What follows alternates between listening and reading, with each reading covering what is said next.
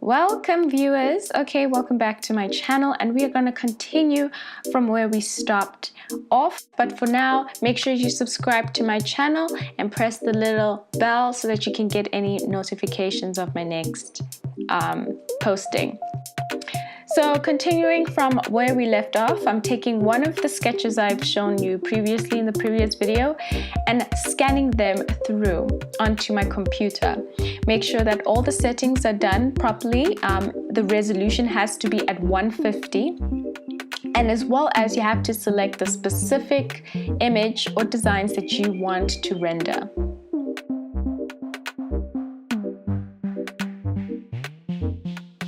Make sure you also select where exactly you want to save your images so that you know exactly where to find them, and to make sure that you save them in the format of JPEG in color resolution.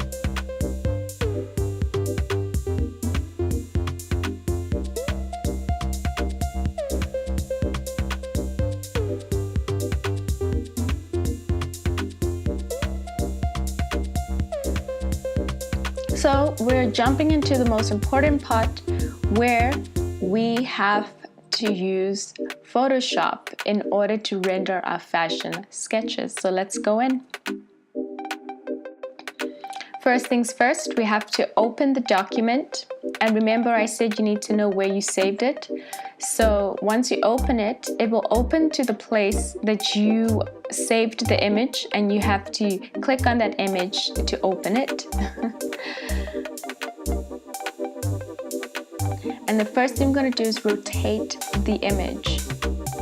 First things first, we're going to rotate it by going onto image adjustments and then also image rotations, and you can rotate them to clockwise or counterclockwise. Now as you can see, the picture is very dull looking, so we'll have to define the lines and brighten up the page. The lines have to be redefined in order to render them successfully. So you go to image adjustments and then levels in order to do that. Make sure that when you are erasing specific areas that you are zooming in and zooming out. Okay, when you're doing very close up alterations, make sure that you zoom in by using Command plus minus, or I believe it's Alt or Control plus minus. When using the erase tool, make sure that you put the settings down and putting the size to the area that you want to erase. As you can see, I put mine at 6. I don't know what you call that, but the size 6, and it was able to get into all the corners that I needed to erase while zooming in.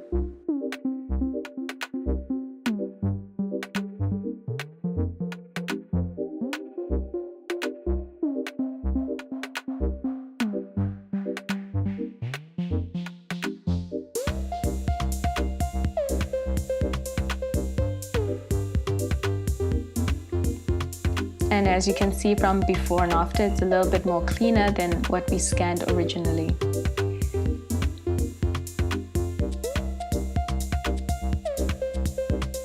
Next, we're going to select specific areas in order to render them into the color we want.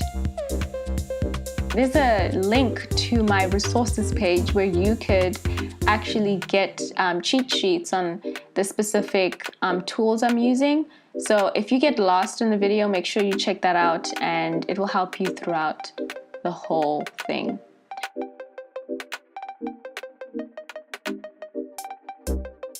What I'm doing now is using that select tool, and I'm just selecting the specific garment that I want to color in, render in to color.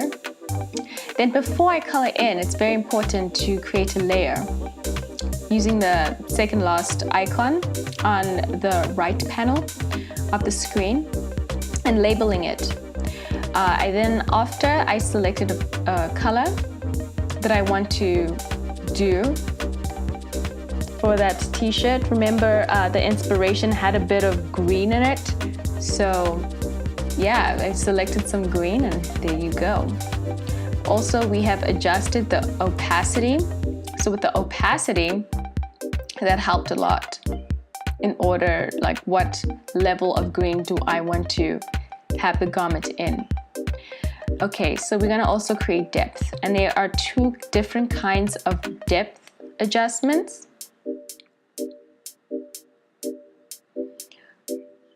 Make sure you put your settings into smooth pressure and also size the tool to get into those corners properly. So this one that I'm using now, it's the shadow depth one, it's the burn tool, and it's to create shadows into specific area, creating a three-dimensional image or look of the garment.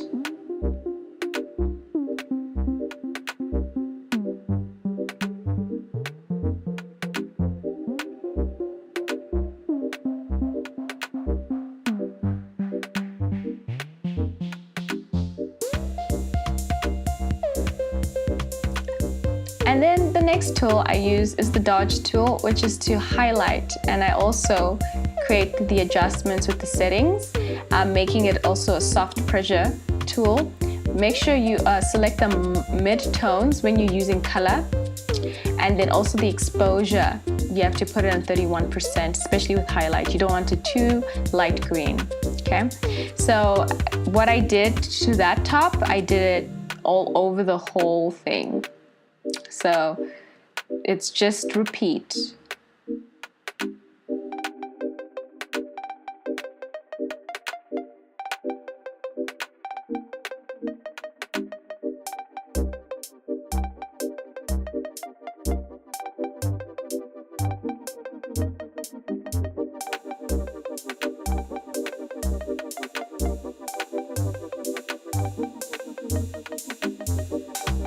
So as you can see, I also just decided to change the color of the belt and the accessories like the buttons, just so that to create some uniqueness.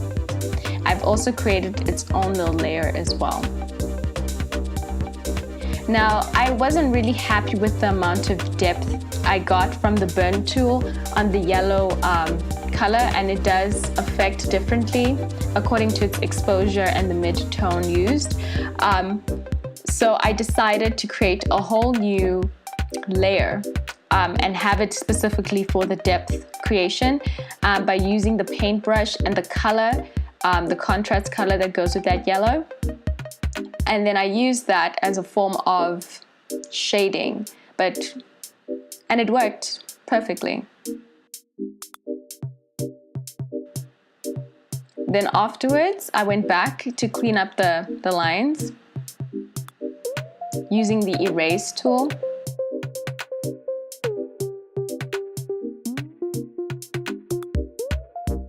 All right, and that's how you create your rendered fashion look. I also want to mention that I do provide fashion programs, so make sure to sign up for your free workshop and find out what you can get from this workshop, as well as make sure to follow your girl from all social media platforms. Okay, toodles.